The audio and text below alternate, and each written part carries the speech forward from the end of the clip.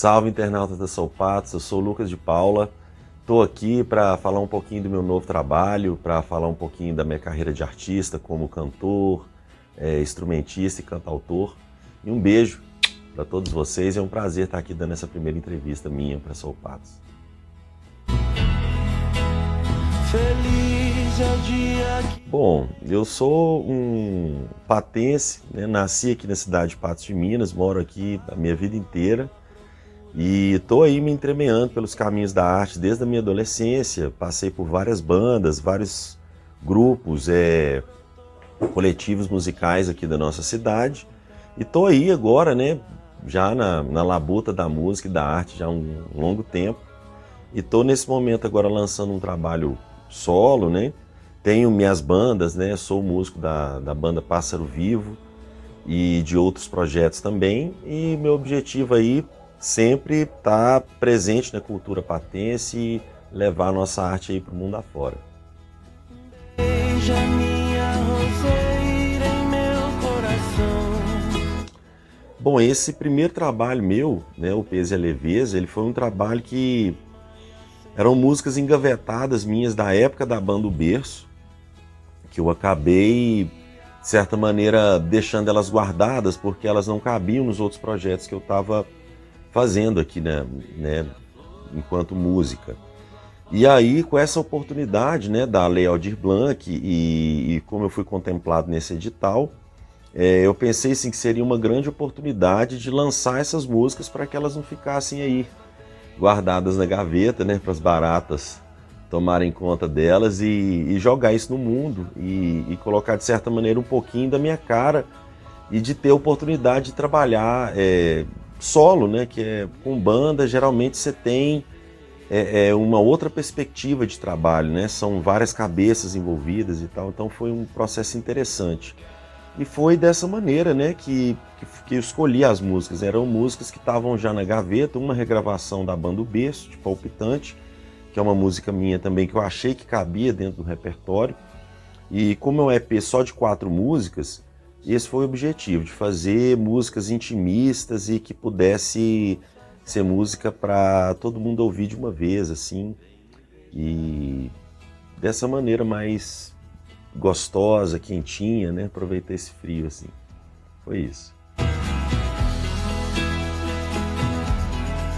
Bom, a Pássaro Vivo agora está lançando o segundo álbum, né? Que foi contemplado pelo edital da Natura. Esse edital foi muito importante para a gente nesse período de pandemia, que foi um período muito difícil para a gente, né? Que a gente teve que se revirar para conseguir manter a banda ativa, para manter esse trabalho funcionando ainda. E agora a gente está assim, nessa expectativa muito legal de estar lançando um álbum muito novo, muito inovador em termos de sonoridade, de estética musical.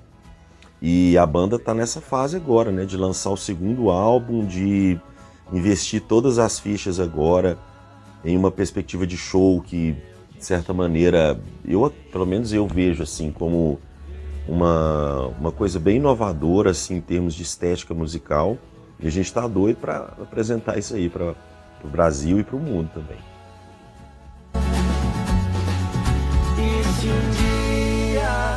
Sou o tipo de pessoa que eu vou te falar assim, que isso vai depender muito do momento e do que eu tô fazendo enquanto música.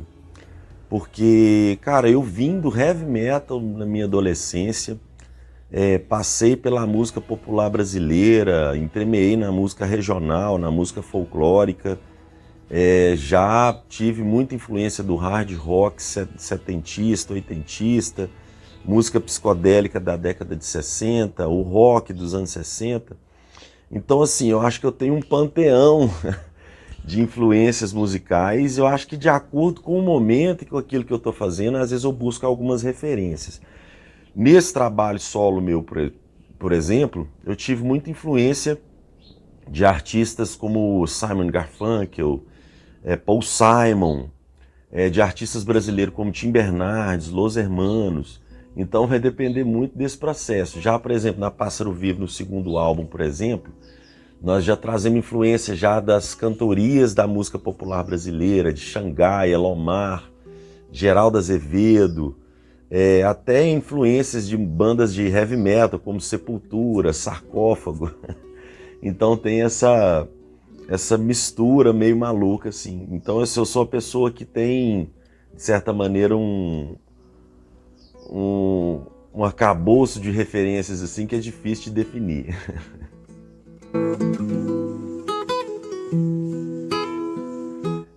O período de pandemia foi um período bem difícil para o setor da cultura, todo mundo já está até cansado de saber disso e deveria saber um pouco mais, né?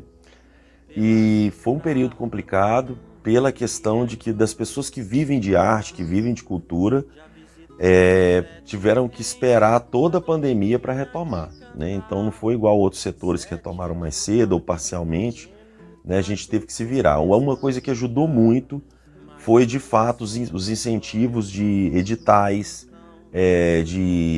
emergenciais de cultura que surgiram, como Aldir Blanc, como alguns editais municipais que rolaram na época, alguns festivais que promoveram prêmios, premiações, etc. Então foi muito importante para que isso acontecesse e que a gente pudesse se manter vivo enquanto artista durante essa pandemia. Eu acredito agora que mesmo a gente está aí, né, nesse período pandêmico que ainda está mais tranquilo, acredito eu agora que a tendência é as pessoas agora se interessarem em arte novamente, valorizar a cultura e a arte novamente, principalmente a cultura local, né? Eu tenho percebido assim, tem tido um aquecimento assim de pessoas interessadas em arte, cultura, em eventos, e eu acredito que a gente tem aí, sei lá, um 2023 bem promissor. 2022, pelo fato de ser um ano de eleição, acredito que ainda nós vamos ter um pedaço de hiato aí, né, até o final do ano, mas eu acredito que 2023 vai ser um ano bem, bem produtivo para a arte e cultura no Brasil.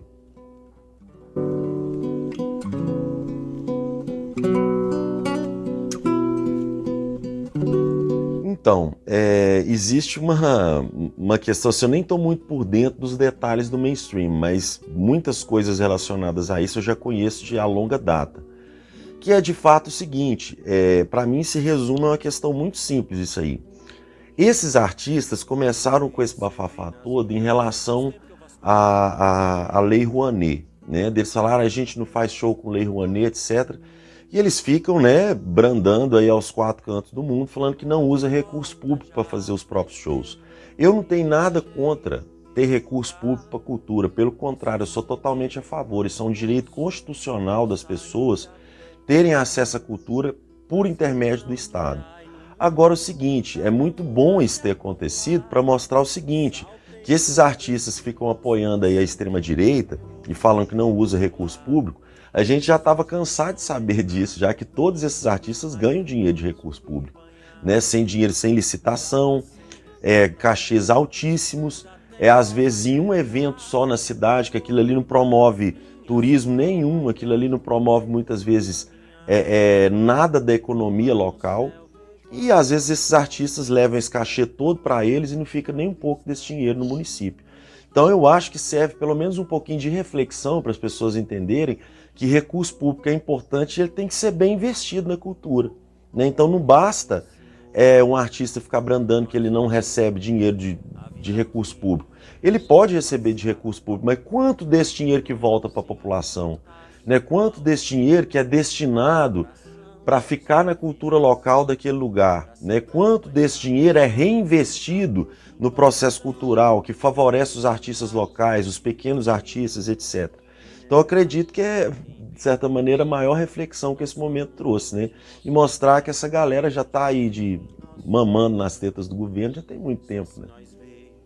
A face oculta do que habita os altos céus, o piedoso, manso e justo. Olha, eu acho isso aí praticamente impossível, até porque o sertanejo é uma mega indústria em massa de música, que muitas vezes o poder do capital sobressai qualquer característica em termos de público, né? Porque uma coisa é cultura popular, outra coisa é cultura massificada. A cultura do sertanejo universitário é uma cultura massificada, ela tem um grande poder capital por trás dela, né? É ela que paga os maiores jabás, é ela que tem as maiores rádios, é ela que domina setores do governo, inclusive, e, né, com o agronegócio, etc. Está todo mundo interligado nesse processo todo.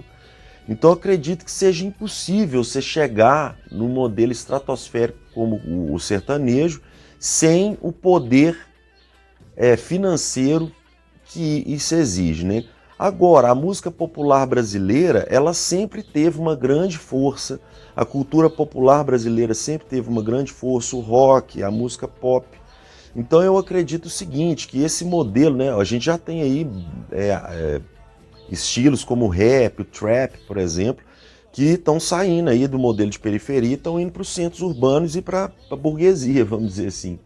Então eu acredito que existe aí uma força contrária que possa se somar a essa energia do capital, que é fundamental para qualquer coisa funcionar no mundo capitalista, mas que ela tenha, tipo assim, uma cauda longa, né?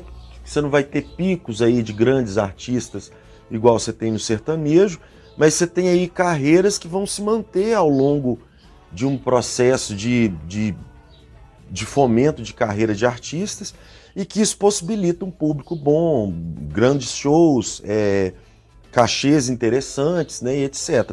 E, como sempre, o poder público, né, o recurso público para esse tipo de manifestação cultural, ele tem que ser viabilizado para esse tipo de coisa.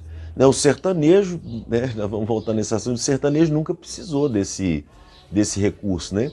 E, de fato, a cultura popular, a música popular, a música que não é massificada, eu acho que ela tem que ter acesso, sim, a esses recursos da cultura para que ela possa se perdurar durante ao longo do tempo e que ela possa, de fato, chegar às pessoas que têm interesse e acesso a esse tipo de música.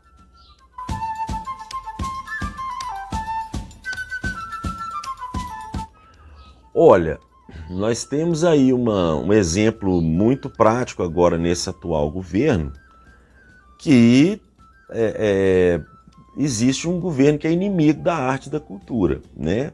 Quando você coloca aí essa situação, por exemplo, dos sertanejos aí, que criou essa hashtag CPI do sertanejo, é para mostrar o quê?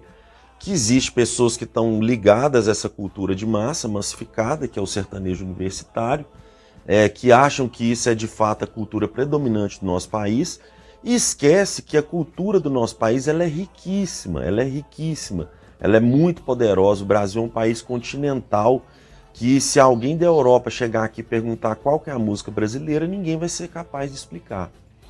Então, eu acredito o seguinte, que o governo, né, e a política, de maneira geral, ela tem que estar intimamente ligada com a cultura. Mas quando ela está ligada com a cultura, ela está ligada com qual cultura? Essa que é a grande pergunta. Eu acredito que nós temos que fazer o quê? Que é uma ideia zapatista, que é o seguinte, são vários mundos dentro do mundo. Ou seja, são várias culturas dentro da cultura. Então é fundamental que essa relação entre governo, política e cultura, ela seja extremamente diversa. Assim como você tem que ser diverso no campo da sexualidade, assim que você tem que ser diverso no campo da religiosidade, você tem que ser diverso no campo da cultura. E não é o que a gente vê nesse modelo de desgoverno que nós estamos vivendo agora. Então eu vejo dessa maneira, essa é uma opinião pessoal minha, e acredito que só através da cultura é que a gente vai poder promover um nível de consciência nas pessoas, a nível político inclusive, para poder pensar sobre a vida, pensar sobre o modelo que a gente está vivendo e, quem sabe, atuar no mundo de uma maneira mais significativa, mais humana e mais honesta. Feliz é o dia que vens me visitar. Sim. Olha, eu sou psicólogo desde 2011, né? Eu formei na Unipam, aqui na cidade mesmo, e já trabalhei muito tempo, fui funcionário público, fui empresário do ramo durante uns 4, 5 anos na área da psicologia, e ainda sou psicólogo, atuo, tenho meu consultório, só que eu faço isso secundária à minha profissão de músico, né? Foi uma decisão que nem foi tomada deliberadamente, assim, na verdade as coisas foram acontecendo na minha vida, onde a arte foi ganhando mais espaço, né? Ou seja, essa planta ela brotou mais e conseguiu tomar mais espaço da minha vida. Mas sou psicólogo, trabalho com terapias contextuais, terapia cognitivo-comportamental. E é muito legal fazer essa interlocução assim, porque eu amo psicologia, eu não imagino fazendo outro curso superior, né? No caso de ter que fazer um curso superior se não fosse psicologia. E eu sou extremamente apaixonado, estudo bastante, tenho uma grande dedicação pela profissão, mas é uma coisa que fica ali a segundo plano na minha vida, mas que tem um amor e um carinho muito especial. Eu acho muito gostoso poder acompanhar a jornada das pessoas e poder ajudá-las, né, nesse processo de jornada interior e do lugar delas no mundo. Eu fico muito feliz de ter ajudado muitas pessoas e estar ajudando ainda. Meu destino é viver. Pessoal, queria deixar uma grande mensagem aqui para vocês, que é o seguinte: apoiem os artistas locais. A gente tem ouro próximo da gente, a gente tem grandes trabalhos, grandes artistas, e é muito importante que vocês apoiem a cultura local. Muitas vezes a gente fica preso nessa cultura massificada, de que a cultura é a coisa só dos grandes, etc. Nós temos grandes artistas aqui. Eu lancei meu EP, lancei ela agora no YouTube Music, no YouTube e no SoundCloud, primeiramente. Daqui uns dias já vai sair no Spotify, em outras plataformas. E lancei inteiro, sem nenhuma interrupção, para vocês ouvirem um álbum inteiro. Hoje em dia a gente perdeu essa característica de ouvir um disco inteiro, de apreciar uma boa música. Lancei num domingo para todo mundo ouvir. Todo mundo tinha tempo para ouvir esse álbum inteiro. Então, assim, essa é a mensagem que eu queria deixar. Apoiem os artistas locais, os empreendedores locais, a comida local, as feiras locais, tudo que vocês puderem fazer. Isso é um ato de revolução dentro do modelo que a gente vive, tão cruel e predatório que a gente vive. Obrigado a todos. E obrigado, Sou Patos, mais uma vez, por essa oportunidade de estar falando aqui com vocês. Beijo, galera. Beija-flor.